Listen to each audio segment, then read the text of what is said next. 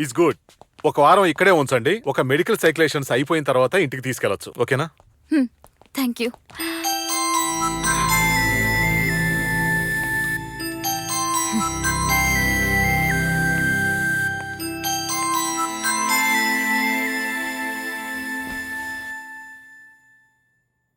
నేనిప్పుడు చెప్పేది నిన్ను నమ్మమని కాదు, అయినా చెప్తున్నాను.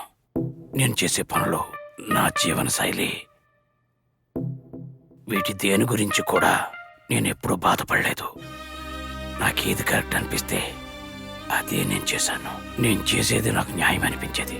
ఇప్పుడు తెలిసింది నాకు నేను చేసిన స్వార్థం.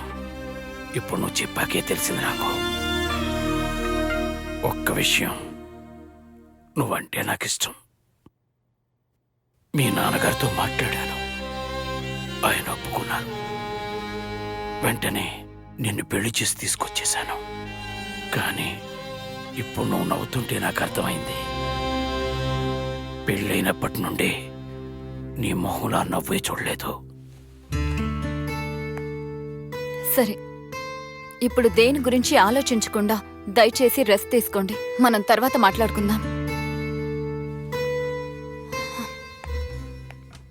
థర్డ్ ఫ్లోర్ లో బి వార్డ్ లో ఉన్నాడు. వాడి గురించి పట్టించుకోవద్దు. అసలు వాడు ఏం చేయలేడు. కానీ అతని భార్య దగ్గర చాలా జాగ్రత్తగా ఉండాలి. ఆమె చాలా డేంజరస్. తర్వాత నీ ఇష్టం. గట్లంటావా? నీ మంచిగా చెప్తున్నా. చూద్దాం రా భయ్. నీ ఇష్టం మరి. చెప్పు మామా. రే జాదుగా, నా దగ్గరే నీ వేషాలా? ఏమైంది మామా? నా గురించి నువ్వేమనుకుంటున్నావురా? మామా, అది నేను గప్పుడే చెప్పినా కదా అమ్మాయితో మాట్లాడొద్దని. ఇప్పుడు నేను నీ దగ్గర అబద్ధం ఆడితే తెలిసిపోయింది చూడు. అందుకే చెప్పినా నేను. అదిగో అక్కడే సదాశివం భార్య ఉంది. సరే మామా, అది నువ్వు ఎందుకు ఇట్లా కోపడుతున్నావు? నువ్వు ఎట్లాంటి హెల్ప్ చేయక్కర్లేదు, నేను వచ్చినాక చూసుకుంటా. నువ్వు త్వరగా రారా.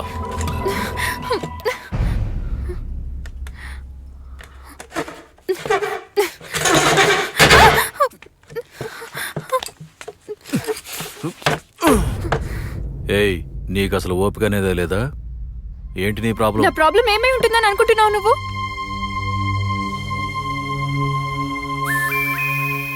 నువ్వు చెప్పింది కరెక్టే. ఆ సలీం అబద్ధం ఆడాడు. ఇక్కడికి నిన్ను తీసుకొచ్చిన కారణమే వేరు. వాడు రాకముందు వెళ్ళిపో. ఇక్కడి నుంచి వెళ్ళిపో.